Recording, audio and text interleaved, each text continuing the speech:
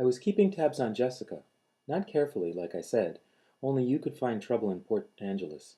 And at first I didn't notice when you took off on your own. Then, when I realized that you weren't with her anymore, I went looking for you at the bookstore. I saw in her head.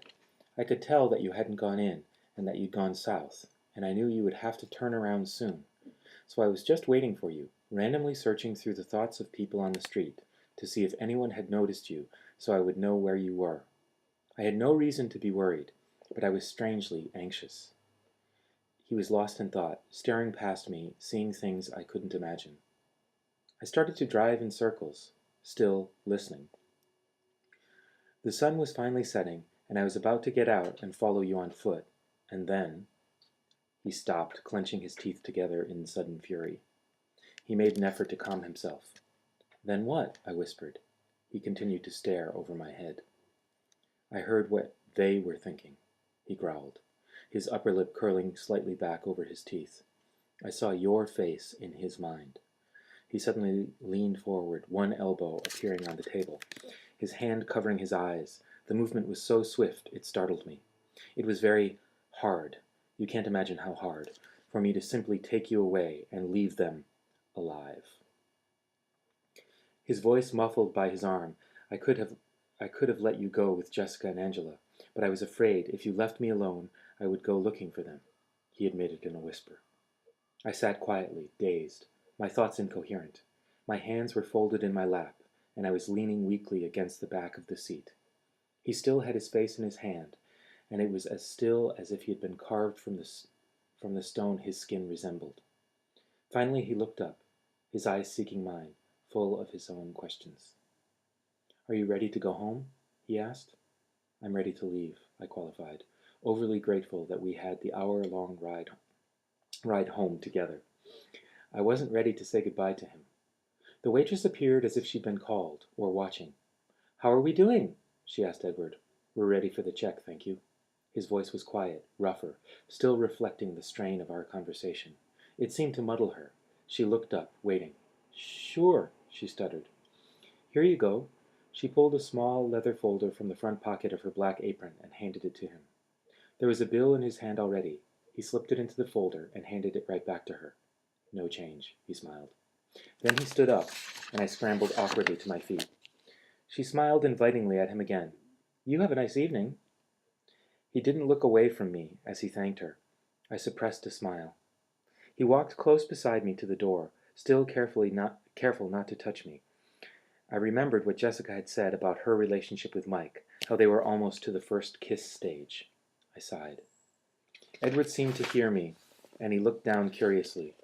I looked at the sidewalk, grateful that he didn't seem to be able to know what I was thinking. He opened the passenger door, holding it for me, as I stepped in, shutting it softly behind me. I watched him walk around the front of the car, amazed, yet again, by how graceful he was. I probably should have been used to that by now, but I wasn't. I had a feeling Edward wasn't the kind of person anyone got used to. Once inside the car, he started the engine and turned the heater on high. It had gotten very cold, and I guessed the good weather was at an end.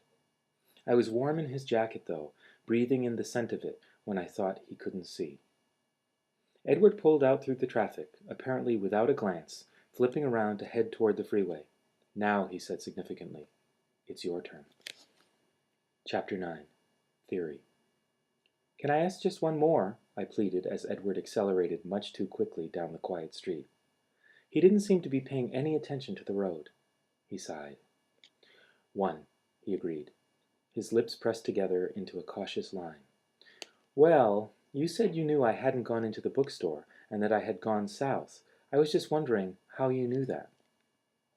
He looked away, deliberating. "I thought we were past all the evasiveness," I grumbled. He almost smiled. "Fine, then. I followed your scent." He looked at the road, giving me time to compose my face. I couldn't think of an acceptable response to that, but I filed it carefully away for future study. I tried to refocus. I wasn't ready to let him be finished, now that he was finally explaining things. "And then you didn't answer one of my first questions," I stalled. He looked at me with disapproval. "Which one?" How does it work, the mind-reading thing? Can you read anybody's mind, anywhere? How do you do it? Can the rest of your family? I felt silly asking for clarification on make-believe. That's more than one, he pointed out. I simply intertwined my fingers and gazed at him, waiting. No, it's just me. And I can't hear anyone, anywhere. I have to be fairly close. The more familiar someone's voice is, the farther away I can hear them, but still no more than a few miles. He paused thoughtfully. It's a little like being in a huge hall filled with people, everyone talking at once. It's just a hum, a buzzing of voices in the background, until I focus on one voice, and then what they're thinking is clear. Most of the time I tune it all out. It can be very distracting, and then it's easier to seem normal. He frowned as he said the word. When I'm not accidentally answering someone's thoughts rather than their words. Why do you think you can't hear me? I asked curiously. He looked at me, his eyes enigmatic. I don't know, he murmured. The only guess I have is that maybe your mind doesn't work the same way the rest of theirs do. Like your thoughts are on the AM frequency and I'm only getting FM. He grinned at me, suddenly amused. My mind doesn't work right? I'm a freak? The words bothered me more than they should, probably because his speculation hit home. I'd always suspected as much, and it embarrassed me to have it confirmed. I hear voices in my mind, and you're worried that you're the freak? He laughed. Don't worry, it's just a theory. His face tightened. Which brings us back to you. I sighed. How to begin? Aren't we past all the evasions now? He reminded me softly. I looked away from his face for the first time, trying to find words. I happened to notice the speedometer. Holy crow! I shouted. Slow down! What's wrong? He was startled, but the car didn't decelerate. You're going 100 miles an hour! I was still shouting. I shot a panicky glance out the window, but it was too dark to see much. The road was only visible in the long patch of bluish brightness from the headlights. The forest along both sides of the road was like a black wall, as hard as a wall of steel if we veered off the road at this speed. Relax, Bella, he rolled his eyes, still not slowing. Are you trying to kill us? I demanded. We're not going to crash.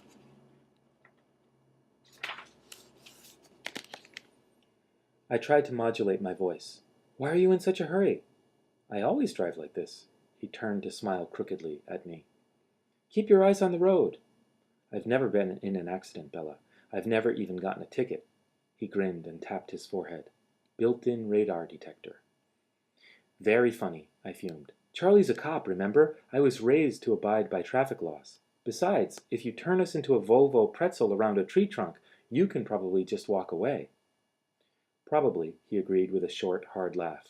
But you can't, he sighed, and I watched with relief as the needle gradually drifted toward 80. Happy? Almost. I hate driving slow, he muttered. This is slow? Enough commentary on my driving, he snapped.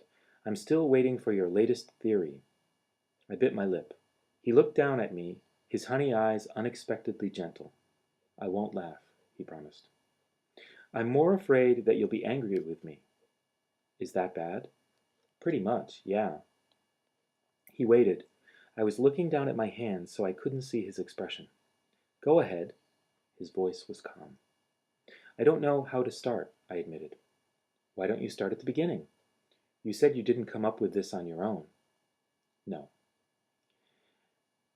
What got you started? A book? A movie? He probed. No. It was Saturday at the beach. I risked a glance up at his face. He looked puzzled. I ran into an old family friend, Jacob Black, I continued. His dad and Charlie have been friends since I was a baby. He still looked confused. His dad is one of the Quillette elders. I watched him carefully. His confused expression froze in place. We went for a walk. I edited all my scheming out of the story, and he was telling me some old legends, trying to scare me, I think. He told me one. I hesitated. Go on, he said. About vampires. I realized I was whispering.